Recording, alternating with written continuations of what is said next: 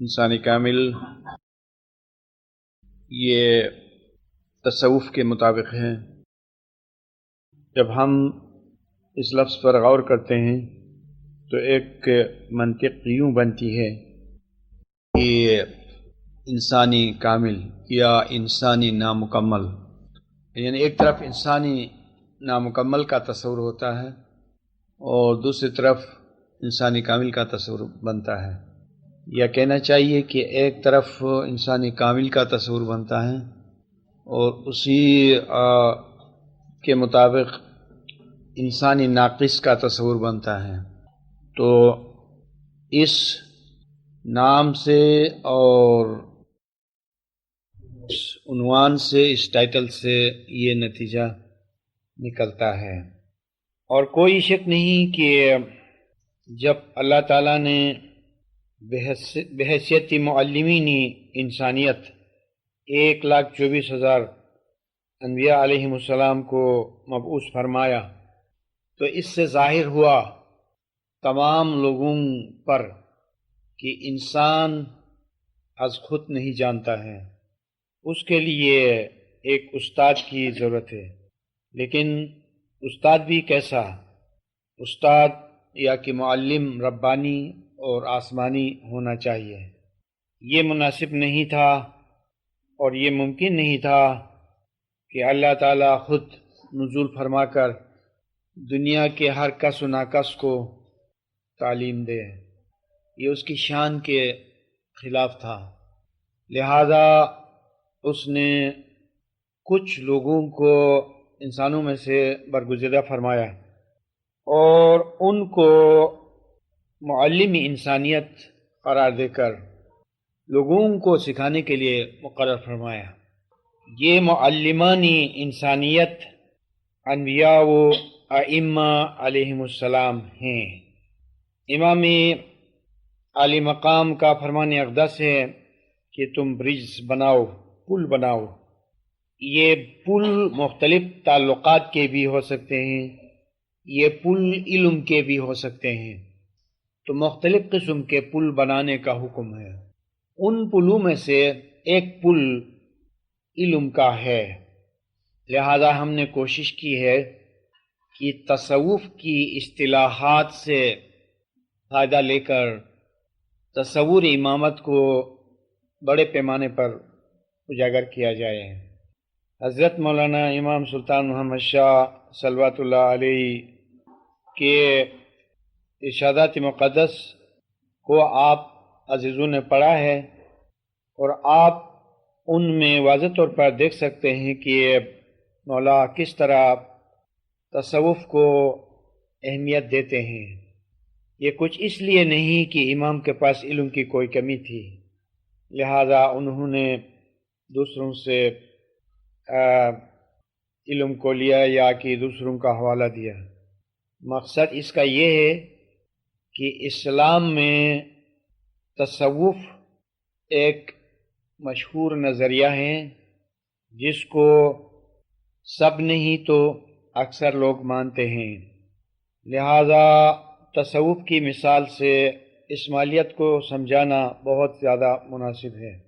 اگر آپ اہلی شریعت کو کچھ آگے بڑھنے کے لیے کہتے ہیں تو اس کے لیے تصوف کی مثال دینی ہوگی، دوسرے بہت سے دلائل کے ساتھ ساتھ، کیونکہ تصوف مقامی شریعت سے کچھ آگے ہے اور اسماعیلیت کے بہت ہی قریب ہے، اور بہت سی اصطلاحیں ایسی ہیں کہ ان میں امامت کے معنی پائے جاتے ہیں، جیسے خلافت کا تصور ہے، ہادی برحق کا لفظ ہے، جس طرح ابھی کہا گیا کہ انسان اگرچہ اشرف المخلوقات کہلاتا ہے، تو یہ معنی بھی انسانی کامل کے طفیل سے مکمل ہو جاتے ہیں، ورنہ اس میں اگر ایک ناقص انسان کو لیا جائے جس کو قرآن نے موت کا درجہ دیا ہے، یا جن کو سمن بکمن کہا گیا ہے، اگر ایسے انسانوں کو لے کر کہا جائے کہ یہ اشرف المخلوقات ہیں تو یہ معنی کیسے درست ہو سکتے ہیں؟ اشرف المخلوقات ایک مجموعی تصور ہے، اس میں انبیاء و اولیاء کی برکت ہے، ورنہ انسانیت کے اس طبقے کو لیا جائے جس کی قرآن میں سختی سے مذمت کی گئی ہے اور جن کو حیوان سے بھی بدتر قرار دیا گیا ہے، تو پھر یہ معنی کیسے درست ہو سکتے ہیں؟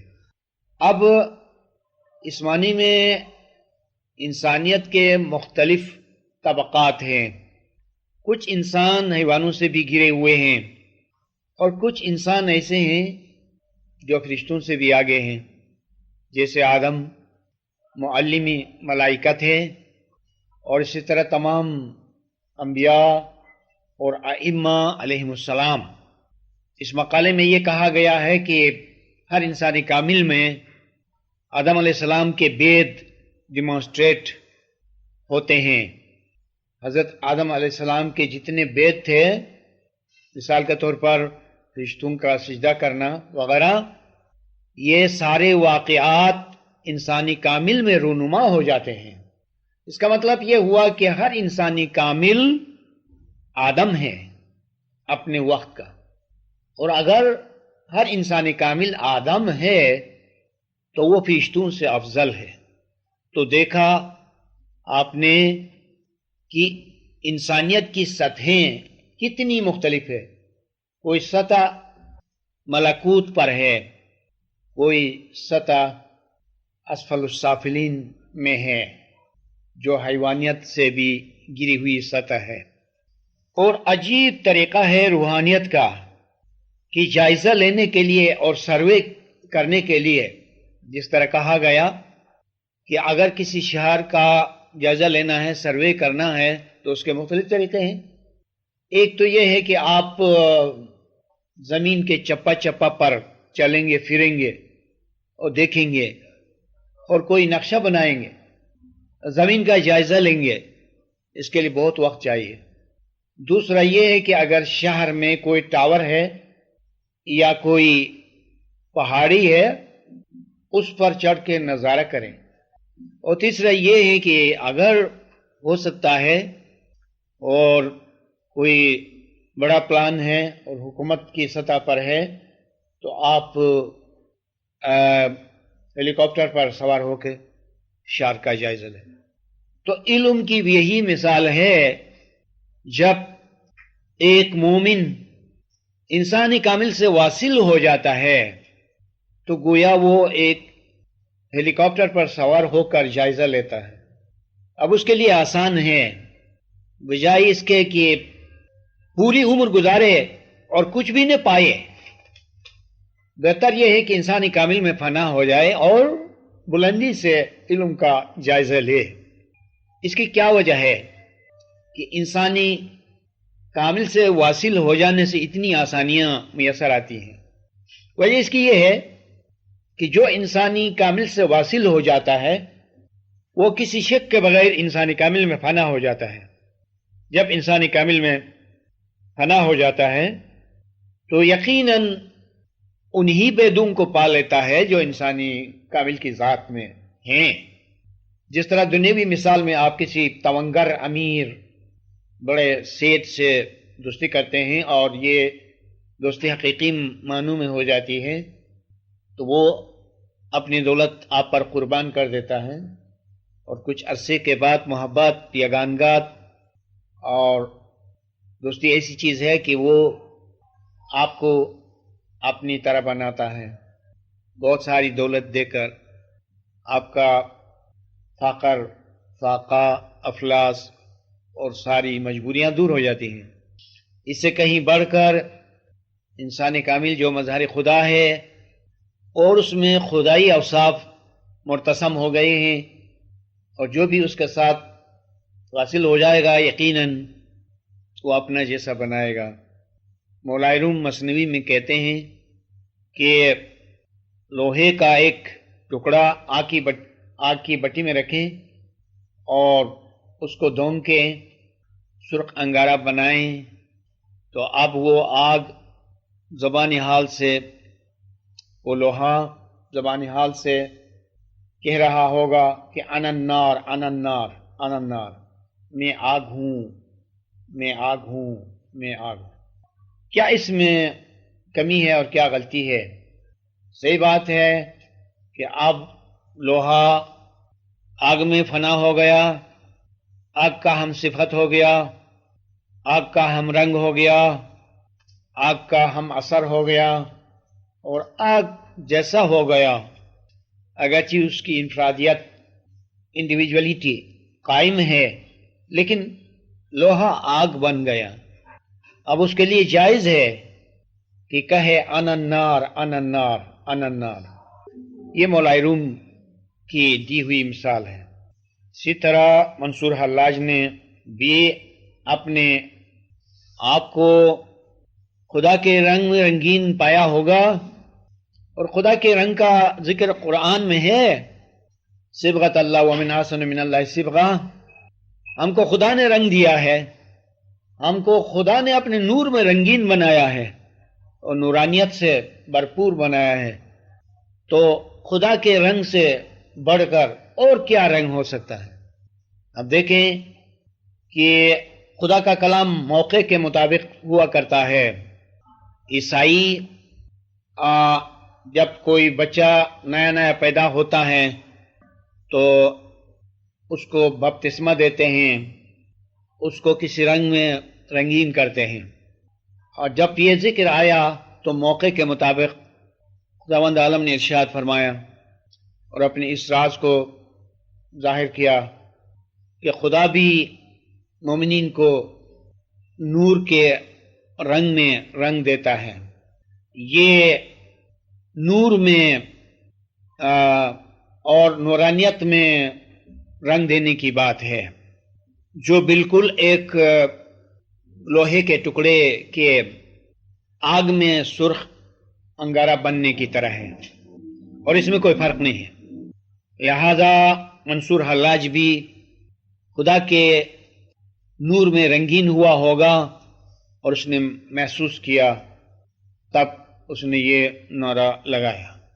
اب منصور حلاج کا یہ واقعہ تاریخ کا اور ماضی کا حصہ بن چکا ہے، تو آپ لوگ اس کو دو طرح سے مانتے ہیں، کچھ اس سے بیزار ہو جاتے ہیں، کچھ اس کو ایک اعلیٰ درجے کا صوفی مانتے ہیں۔ لیکن ہمارے یہاں کسی سے براعت و بیزاری نہیں ہے، اور اس نے صحیح کہا ہوگا۔ جو ان الحق کا نعرہ ہے اور ان الحق کے نعرے کے معنی میں بھی اختلاف ہے۔ کچھ لوگ تو اس کو یوں بیان کرتے ہیں کہ اس نے حق اور صداقت کا دعویٰ کیا تھا، کچھ لوگ کہتے ہیں کہ حق چونکہ اللہ کا نام ہے تو اس نے خدا کا دعویٰ کیا تھا۔ صوفیوں میں 1 درجن سے زیادہ ہیں ایسے لوگ جنہوں نے یا تو اپنے آپ کو خدا کہا یا اپنے مرشد کامل کو خدا کہا۔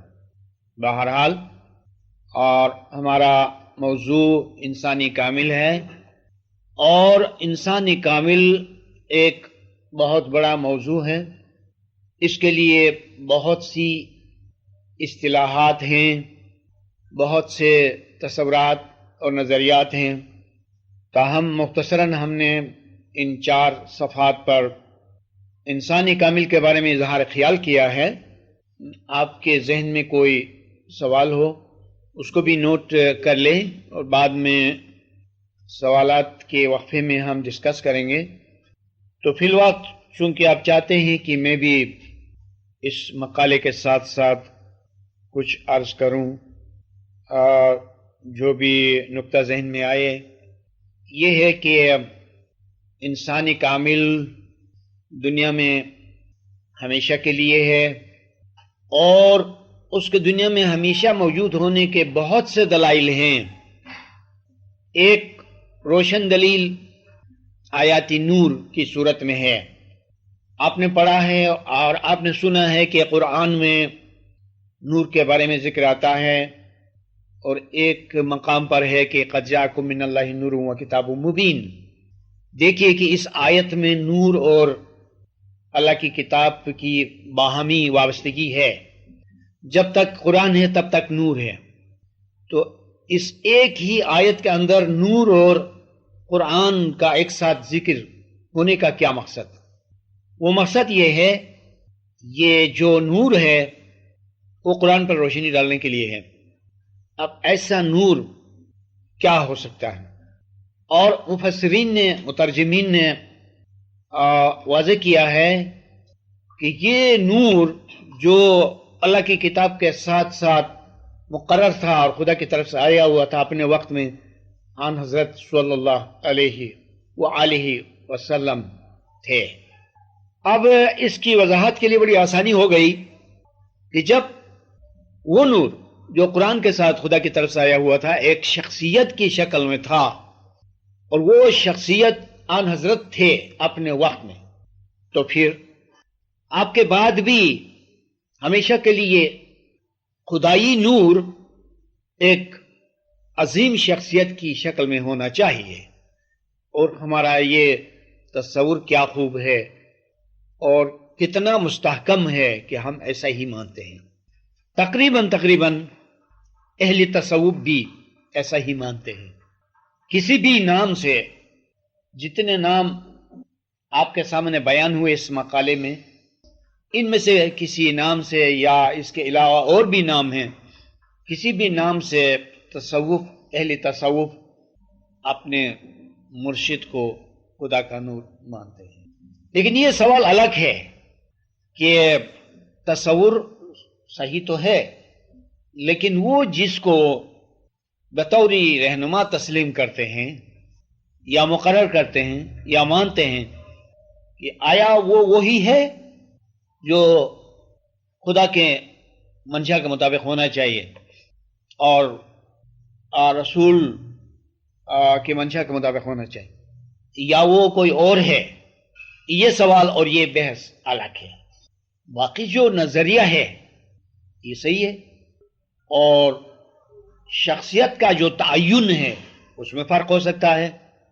یہ بالکل اس طرح سے ہے جہاں امامیہ گرو امام کو مانتے ہیں، امام کا ہونا صحیح ہے، امامت کا نظریہ صحیح ہے، لیکن شخصیت کے بارے میں معلوم نہیں ہے کہ شخصیت کون سی ہے، اس کے بارے میں دیکھنا ہوگا. یہ بحث الگ ہے. تو بہرحال وَكُلَّ شَيْءٍ أَحْصَيْنَاهُ فِي إِمَامٍ مُبِينٍ کی ایک تشریح یہ بھی ہے کہ دنیا میں جتنے نظریات ہیں، خواہ غلط ہیں یا صحیح ہیں، سب امامت کے تصور کے سہارے سے پیدا ہوئے ہیں. سنا آپ نے؟ امامت کے تصور کے سہارے سے تمام نظریات پیدا ہو گئے ہیں، اور وہ اس طرح کے امام کو مانتے ہوئے اور امام سے غلط جاتے ہوئے. تو اس لیے مذہب کو وجود دینے والا امام ہے کہ کوئی امام سے ہٹتا ہے اور یہ کوشش کرتا ہے کہ اپنے وہاں بھی تصور امامت جیسا تصور قائم کرے، تو یہ بھی ایک سایہ ہے، ایک شبیہ ہے، ایک عکس ہے، ایک تصویر ہے. حقیقت اگرچہ نہیں ہے لیکن اس کا ایک سایہ ہے. سوائے اس کے البتہ کہ دنیا میں جو خدا کو نہیں مانتے ہیں وہ الگ تھلگ کے خاموش ہیں، ساکت ہیں اور ساکن ہیں. لیکن اس کے برعکس جتنے لوگ مذہب کو مانتے ہیں وہ ایک دوسرے کی نقلیں کرتے ہیں، یا یوں کہا جائے کہ حقیقت کو پانے کے لیے حقیقت کے نام پر سرگردان ہیں، گھومتے ہیں، اور جن کے پاس حقیقت ہے وہ آسائش سے ہیں، وہ راہ مستقیم پر ہیں. اس کی دوسری مثال یہ ہے کہ کوئی شخص راہ راست سے گم ہو جاتا ہے تو وہ گمان کرتا ہے کہ راہ راست پر چل رہا ہے، اس گمان کے سہارے سے وہ چلتا ہے، یا یہ کہ وہ راہ راست کو دوبارہ حاصل کرنے کے لیے چلتا ہے. اس کا چلنا راہ مستقیم کے تصور کے تحت ہے. اس لیے وَكُلَّ شَيْءٍ أَحْصَيْنَاهُ فِي إِمَامٍ مُبِينٍ کی ایک تشریح یہ بھی ہے کہ امام کے ماحول میں اور امام کی امامت کے تصور کے سہارے سے دنیا میں مذہب کے بہت سے تصورات قائم ہوئے ہیں۔ تو تصوف بھی ایک ایسا نظریہ ہے جو قریب ہے اور الفاظ صحیح ہیں، معنی بھی صحیح ہیں، لیکن ان کے اندر امامت کی روح نہیں ہے۔ یہ فرق ہے، ایک چیز کی کمی ہے۔ اور قرآن کے ساتھ نور کے ہونے کی وجہ یہ ہے کہ قرآن اس صورت میں نہیں ہے کہ جو بھی اس کو پڑھیں ان پر مطلب روشن ہو جائے، وہ حکمت کے انداز میں ہے اور تعویل کی صورت میں ہے۔ اس کی وجہ یہ ہے کہ خدا کی عادت یہ ہے کہ وہ حجاب میں سے کلام کرتا ہے، ایک مقام پر جا کر وہ حجاب کو بھی اٹھاتا ہے، لیکن جب کلام کرتا ہے وہ حجاب ہی میں کلام کرتا ہے۔ یہ اشارہ ہے کہ قرآن اس کا کلام ہے، حجاب میں ہے، اور اس حجاب کا نام یا تو مثال کہیے، اور جو محجوب ہے اس کو ممثول کہیے، یا اس حجاب کو شریعت کہیں، اور اس حجاب کے اندر جو کچھ ہے اس کو باطنی شریعت کہیں، یا یوں کہ آپ حجاب کو تنزیل کہیں اور جو اس کے اندر پوشیدہ ہے اس کو تعویل کہیں۔ اور اسی وجہ سے خداوند عالم نے اپنی عزیز کتاب کے ساتھ ساتھ قرآن کے ساتھ ساتھ نور کو بھی نازل کیا تاکہ نور جو ہے قرآن پر روشنی ڈالے۔ اب جو اس نور کو لے، اس کو اپنائیں، اس کا سہارا لے اور نور قرآن پر روشنی ڈالے، تو تب قرآن کا مطلب اور حکمت سمجھ میں آئے گا۔ یہ ہوا انسانی کامل کا کام اور ہادی برحق کا کام۔ وقت دے دیں گے تو درمیان میں آپ ضرور اسی مضمون سے متعلق سوالات کریں۔ سوال عمدہ ہے اور انشاءاللہ نتیجہ خیز ہے۔ ایک وقت میں دو پیغمبر ہو سکتے ہیں، دونوں انسانی کامل کہلاتے ہیں، جیسے حضرت ابراہیم علیہ السلام تھے اور اسی وقت لوط بھی تھے، اور جہاں حضرت موسیٰ علیہ السلام مانیے کہ خضر سے تعلیم لیتے تھے تو خضر بھی انسانی کامل تھے، موسیٰ بھی انسانی کامل تھے، اور سروری انبیاء حضرت محمد مصطفیٰ صلی اللہ علیہ وآلہ وسلم بھی انسانی کامل تھے، اور مولا مرتضی علی بھی انسانی کامل تھے۔ اس میں صوفیوں کا مطلب یہ ہے کہ جس طرح کوئی حکومت مرکز کے بغیر چل نہیں سکتی ہے، انسان کی شخصیت مرکز کے بغیر نہیں ہے، اسی طرح اس وقت ان انسانانی کامل کا بھی ایک مرکز ہو جاتا ہے، اور مرکز کا ثبوت یہ ہے کہ حضرت موسیٰ اور خضر کے معاملے کو زیر و غور کریں۔ آپ دیکھتے ہیں کہ ایک بولتا ہے، ایک خاموش ہوتا ہے، یا یوں کہ ایک معلم ہوتا ہے، ایک متعلم ہوتا ہے۔ اور آن حضرت کے زمانے کو لیجئے، جب آن حضرت بولتے تھے تو مولا علی نہیں بولتے تھے، اور اس کے لیے دینی طور پر اصطلاح بھی مقرر ہے کہ حضرت کا نام ناطق تھا، اور اساس کا ٹائٹل صامت تھا۔ آپ بہتر جانتے ہیں کہ ناطق بولنے والے کو کہتے ہیں اور صامت خاموش کو کہتے ہیں۔ اس خاموشی کا یہ معنی نہیں ہے کہ بالکل وہ دنیوی طور پر بھی بات نہیں کرتے تھے یا لوگوں کو نصیحت بھی نہیں کرتے تھے، لیکن اس میں مرکزیت کی بات ہے کہ ساری ذمہ داری آن حضرت پر عائد ہو جاتی تھی۔ اسی طرح دو امام بھی ہوئے ہیں کہ ایک امامی مستقر ہوا ہے اور دوسرا امامی مستودع۔ اس حالت میں بھی مصلحتاً ایک بولتا ہے اور دوسرا خاموش رہتا ہے، تاکہ اس میں وحدت ہو اور مرکزیت ہو۔ لہذا اس نے تصوف کے انداز میں جو کہا ہے کہ دنیا میں ہمیشہ ایک ہی ہوتا ہے، یعنی جس کو مرکزی اہمیت حاصل ہے وہ ایک ہوتا ہے، اور پرورش پانے والے بہت سارے ہوتے ہیں۔ اگر انسان کامل ایک اکیلے فرد کو تعلیم دے کر اپنا جیسا بنا سکتا ہے اور اس سے زیادہ کام نہیں کر سکتا ہے تو پھر اس کی کیا تعریف ہو سکتی ہے؟ ہم تو یہ مانتے ہیں کہ وہ بہت ساروں کو اپنے جیسا بناتا ہے، بہت ساروں کو انسان کامل بناتا ہے، لیکن اس کے ہوتے ہوئے اور اس کی وحدت میں ایک ہی مانے جاتے ہیں، یا کہ جو مرکز ہے اس کا شمار ہوتا ہے اور ان کا شمار نہیں ہوتا ہے۔ گو کہ وہ انسانان کامل ہیں، لیکن وہ اس کے شاگرد ہیں، وہ اس کے محتاط ہیں، وہ اس کے طفیلی ہیں، وہ اس کے بنائے ہوئے ہیں، اس کی کاپیاں ہیں، اوریجنل وہی ہے، تاکہ جو قانونی وحدت ہے یعنی خدا کے ایک ہونے کا قانون ہے اس کے مطابقت ہو۔ جہاں خدا ایک ہے تو اس کی بادشاہی میں بھی اس کا نمونہ ہونا چاہیے۔ اور انبیاء علیہم السلام کو لیجئے کہ 1,24,000 پیغمبر ہیں اور ان کا سردار رسول جو ہیں وہ حضرت محمد مصطفیٰ ہیں۔ سب انبیاء علیہم السلام آن حضرت میں جا ملتے ہیں، اور ان سب کو نفس واحدہ کہا جاتا ہے قرآن کی زبان میں۔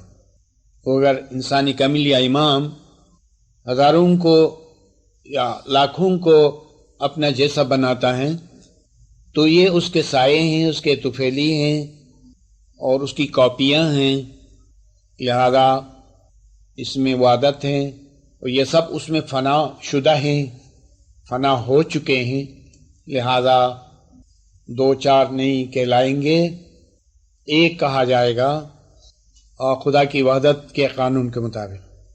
اور اس کے علاوہ خدا کی عادت یہ بھی ہے کہ ہمیشہ چیزوں کو پھیلاتا بھی ہے اور ان کو ایک بھی کر لیتا ہے۔ واللہ یبسط ویقبض، واللہ یقبض ویبسط، خدا سمیٹتا بھی ہے، چیزوں کو پھیلاتا بھی ہے۔ اور میرے خیال میں آپ کے اس عمدہ سوال کا یہی جواب ہونا چاہیے۔ اور کوئی دوسرا سوال؟ سوال عمدہ ہے اور انشاءاللہ نتیجہ خیز ہے، یہ کہ ماضی میں جن کو خلافت ملی تھی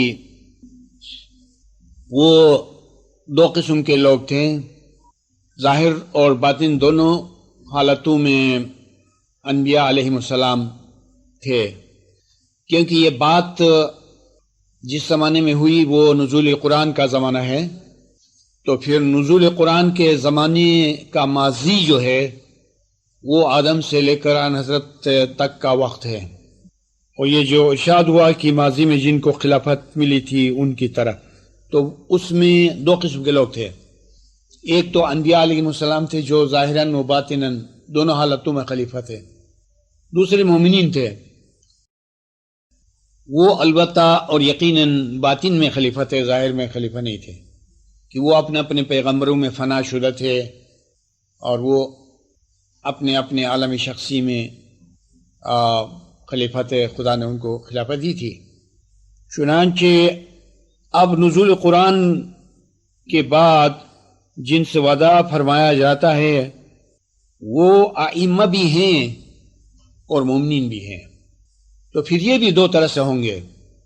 ائمہ جو ہوں گے وہ ظاہراً اور باطناً خلیفہ ہوں گے اگلے زمانے کے انبیاء علیہ السلام کی طرح، اور جو مومنین ہوں گے اگلے زمانے کے مومنین ہی کی طرح صرف باطن میں اماموں میں فنا ہو کر باطن میں خلیفہ ہوں گے۔ تو اس کا مکمل اور صحیح جواب یہی ہے، اور دنیائے ظاہر کے خلافت سے باطن کے خلافت بہت استوار ہیں اور بہت ہی پائیدار بھی ہیں، اس لیے ہمیں باطن پر یقین رکھنا ہوگا۔ یہ آپ کے سوال کا ایک مکمل جواب ہے۔ یہاں قرآن علاج کے حوالے سے ایک سوال سامنے آیا ہے، البتہ بہت ہی مناسب اور بہتر ہے کہ اس چارٹ میں ڈائیگرام میں کون سا صفحہ ہے؟ 142 صفحہ پر جو ڈائیگرام ہے اس کے حوالے سے سوال سامنے آیا ہے کہ اس میں بھی انسانی کامل کو قلبی کائنات کہا گیا ہے، اور شاید آپ نے خیال کیا ہوگا جب یہ مقالہ پڑھا جاتا تھا تو ایک مقام پر کہا گیا، بلکہ شروع میں کہ انسانی کامل اس عالم کا قلب ہے، یعنی دل ہے۔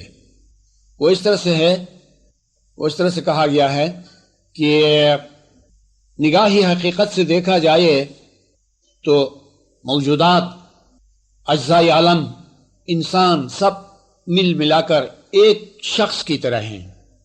آپ شخص کا کوئی دل ہونا چاہیے تو وہ دل اس شخص عالم کا دل جو ہے وہ انسانی کامل ہے، یعنی وہ بالکل اسی طرح اس ڈائیگرام میں ہے کہ انسانی کامل جو ہے وہ کائنات کا قلب ہے۔ اور دیکھیے سورہ نور کے اندر جو آیہ نور ہے اس کو دیکھیے، اللہ نور السماوات والارض مثل نورہ کمشکاۃ فیہا مصباح۔ خدا بذات خود کائنات کی بلندی و پستی کا نور ہے، اس کے نور کی مثال ایک طاق کی طرح ہے کہ جس میں ایک چراغ روشن ہو۔ دیکھا آپ نے کائنات کے کسی حصے میں جان نہیں ہے، روشنی نہیں ہے، روح نہیں ہے، روانی نہیں ہے، قوت نہیں ہے، قدرت نہیں ہے، سکت نہیں ہے، حرکت نہیں ہے، ایک مرکز ہے، وہ اللہ کا نور ہے۔ اسی اللہ کے نور سے ساری کائنات کو قوت جاتی ہے۔ تو پہل آپ اس چراغ ہدایت کو قلبی کائنات مانیں، اور بعد میں دیکھیں گے کہ یہ چراغ کیا ہے۔ انسان کے جسم میں بھی دیکھا جائے تو زندگی کا سرچشمہ جو ہے وہ دل ہے، یہی سے خون پھیل جاتا ہے، اور جو خون بیمار ہو جاتا ہے وہ علاج کے لیے واپس دل میں جاتا ہے، پھر اس کا علاج ہو کر دوبارہ پھیل جاتا ہے، اور یہ سلسلہ جاری ہے۔ بس جس نور کا میں اب ذکر کر رہا تھا وہ نور امام ہے۔ امام کیوں کر ہو سکتا ہے؟ دیکھیں اسی آیت کے اندر نور علی نور، شرعی طور پر آپ سوچیں اور صورتحال کو بھی سامنے رکھیں کہ خدا کی ذات میں کوئی ایسا واقعہ تو ناممکن نہیں ہے کہ ایک خدا ہو پھر دوسرا خدا ہو، یا یہ کہ اس امامت کے تصور سے ہٹ کر خدا کی ذات میں دوئی ہو اور وہ دوئی آپس میں مل جائے۔ نہیں، جو آیت ہے وہ امام کی شان میں ہے، اور اس کا پتہ یوں چلتا ہے کہ نور علی نور، ایک شخصیت کے بعد دوسری شخصیت، ایک امام کے بعد دوسرا امام، یہ بات یہاں صادق آتی ہے امامت میں۔ سو وہ نور جو قلبی کائنات ہے، امام ہے، تو پھر اس ڈائیگرام کے مطابق امام کو قلبی کائنات کہنا بالکل صحیح ہے۔ اب رہا سوال کا دوسرا حصہ کہ عروج و نزول کی بات، کہ امام کی ذات میں عالمی امر ہے، عالمی خلق ہے، تو عالمی امر سے کوئی چیز نازل ہو جاتی ہے عالمی خلق میں، اور عالمی خلق سے کوئی چیز صعود کر جاتی ہے، عروج کر جاتی ہے عالمی امر میں۔ اس کی چھوٹی سی مثال یہ ہے کہ ہم کبھی عبادت میں کوشش کرتے ہیں کہ اپنے دماغ کی سطح کو بلند کرے، اور کبھی اس کا نتیجہ سامنے آتا ہے کہ بلندی سے کوئی چیز ذہن میں آتی ہے، روحانیت سے کوئی چیز ذہن میں آتی ہے۔ جب روحانیت سے کوئی چیز ذہن میں آتی ہے تو یہ نزول ہے۔ جب ہم عبادت کی کوشش کر کے اپنے آپ کو بلند کرتے ہیں تو یہ عروج ہے۔ عروج اور نزول ہمیشہ اور ہر وقت جاری ہے اس عالم شخصی کے اندر، اس ذاتی دنیا کے اندر۔ تو اس لیے البتہ عروج و نزول کی یہ بات صحیح ہے. جیسے ایک بہت بڑی مثال اور روشن مثال یہ ہے کہ آن حضرت معراج کو گئے روحانی طور پر، اور معراج سے زندگی ہی میں دنیا میں واپس آئے. تو یہ مجموعی طور پر عروج اور نزول ہو گیا. حضور کا معراج میں جانا عروج، اور حضور کا واپس دنیا میں آنا نزول. لیکن اس کے علاوہ جب بھی کوئی نتیجہ اخذ کرنا ہو تو حضور معراج کا تصور کرتے تھے، اور وہاں سے کوئی منطقی نتیجہ، کوئی استنباط اخذ کر کے پھر دنیا میں آتے تھے. اور ہمیشہ تو کل شاید ایک مجلس میں یہ بات ہوئی تھی کہ اگرچہ حضور آن حضرت معراج سے زمین پر آئے تھے، لیکن آپ کے تصورات، آپ کے خیالات، آپ کے افکار ہمیشہ معراج کی طرف، آپ کی توجہ ہمیشہ معراج کی طرف جاتی تھی.